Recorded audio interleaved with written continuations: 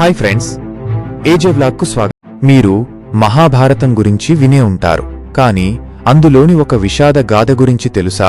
అది కర్ణుడి కథ. కర్ణుడు ఒక వీరుడు, ఒక దానశీలుడు, ఒక స్నేహితుడు. కాని అతని జీవితం విషాదంతో నిండినది. ఈ రోజు మనం కర్ణుడి బయోపిక్ గురించి తెలుసుకుందాం. అతని జననం నుండి మరణం వరకు ప్రతి మలుపు మనసును కదిలిస్తుంది. కర్ణుడి అసలు పేరు వసుషేనుడు. కుంతీ భోజుని కుమార్తె కుంతి దూర్వాస మహర్షి నుండి ఒక వరం పొందింది. ఆ వరం ప్రకారం ఆమె ఏ దేవతను స్మరిస్తే ఆ దేవత ప్రసాదం వలన సంతానం కలుగుతుంది. తన వరాన్ని పరీక్షించాలనే ఉత్సుకతతో ఆమె సూర్యభగవానుణ్ణి స్మరించింది. ఫలితంగా సహజ కవచకుండలాలతో సూర్య తేజస్సుతో ఒక బాలుడు జన్మించాడు.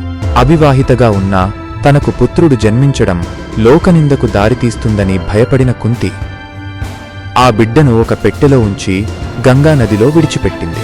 ఆ పెట్టె గంగానదిలో తేలుతూ హస్తినాపురానికి చెందిన సూతుడైన అధిరథుడికి దొరికింది. సంతానం లేని అధిరథుడు మరియు అతని భార్య రాధ ఆ బాలుడిని దైవప్రసాదంగా భావించి రాధేయుడు అని పిలుచుకుంటూ అల్లారుముద్దుగా పెంచుకున్నారు.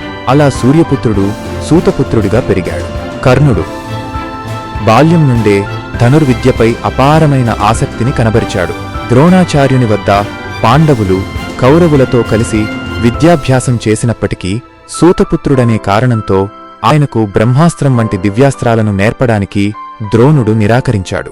దీంతో పట్టువదలని కర్ణుడు బ్రాహ్మణుడినని అసత్యం చెప్పి క్షత్రియులను ద్వేషించే పరశురాముని వద్ద శిష్యుడిగా చేరాడు. ఏకాగ్రతతో సకల అస్త్రశస్త్ర విద్యలను నేర్చుకున్నాడు. ఒకనాడు పరశురాముడు కర్ణుడి తొడపై తలపెట్టి నిద్రిస్తుండగా ఒక పురుగు కర్ణుడి తొడను తొలుస్తూ రక్తం కారేలా చేసింది. గురువు నిద్రకు భంగం కలగకూడదనే ఉద్దేశ్యంతో కర్ణుడు ఆ బాధను మౌనంగా భరించాడు. నిద్రలేచిన పరశురాముడు ఆ రక్తాన్ని చూసి అంతటి బాధను ఓర్చుకోవడం ఒక బ్రాహ్మణుడికి సాధ్యం కాదని గ్రహించి కర్ణుడు క్షత్రియుడని నిర్ధారించుకున్నాడు. తనను మోసం చేసినందుకు కోపించి అత్యంత అవసరమైన సమయంలో నీవు నేర్చుకున్న బ్రహ్మాస్త్ర విద్యను మర్చిపోతావు అని శపించాడు. ఇది కర్ణుడి జీవితంలో ఒక కీలకమైన మరియు దురదృష్టకరమైన మలుపు. మరొక సందర్భంలో ఒక బ్రాహ్మణుడి ఆశ్రమంలోని ఆవును పొరపాటున చంపినందుకు యుద్ధభూమిలో నీ రథచక్రం భూమిలో కూరుకుపోతుంది అని ఆ బ్రాహ్మణుడి చేత కూడా శాపం పొందాడు. విద్యా ప్రదర్శన సభలో అర్జునుడితో సమానంగా తన విలువిద్యా నైపుణ్యాన్ని ప్రదర్శించడానికి కర్ణుడు ముందుకు వచ్చినప్పుడు కృపాచార్యుడు కులం మరియు గోత్రం ప్రస్తావించి కర్ణుడిని అవమానించాడు. ఆ సమయంలో దుర్యోధనుడు ముందుకు వచ్చి కర్ణుడిని సమర్థించి అతనికి అంగరాజ్యాన్ని బహూకరించి రాజుగా పట్టాభిషేకం చేశాడు. ఆ క్షణం నుండి కర్ణుడు దుర్యోధనుడికి ప్రాణస్నేహితుడిగా విశ్వాసపాత్రుడిగా మారాడు. తనను గౌరవించి అక్కున చేర్చుకున్న దుర్యోధనుడి కోసం తన ప్రాణాలనైనా ఇవ్వడానికి సిద్ధపడ్డాడు కర్ణుడు. కర్ణుడు తన దానగుణానికి ప్రసిద్ధి చెందాడు. ఉదయాన్నే సూర్యుడిని ఆరాధించే సమయంలో ఎవరు ఏది అడిగినా కాదనకుండా దానం చేసేవాడు.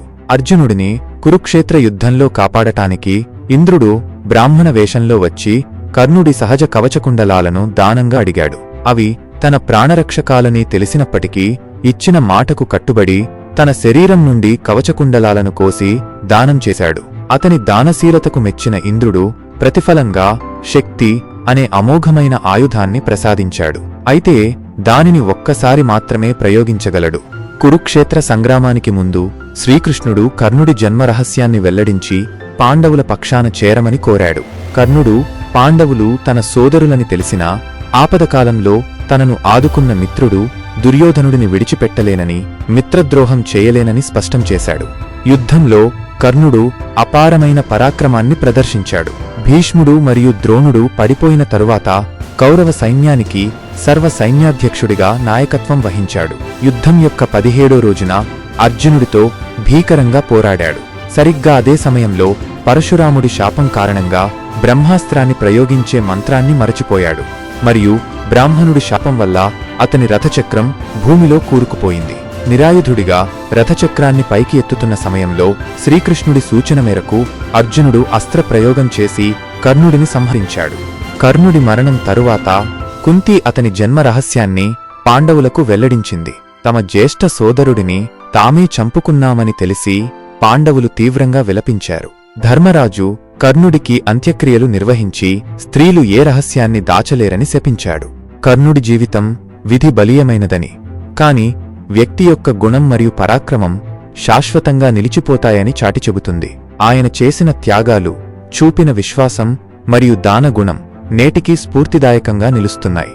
మీకు ఈ కథ నచ్చితే దయచేసి లైక్ చేయండి, షేర్ చేయండి మరియు మా ఛానల్ను సబ్స్క్రైబ్ చేయండి.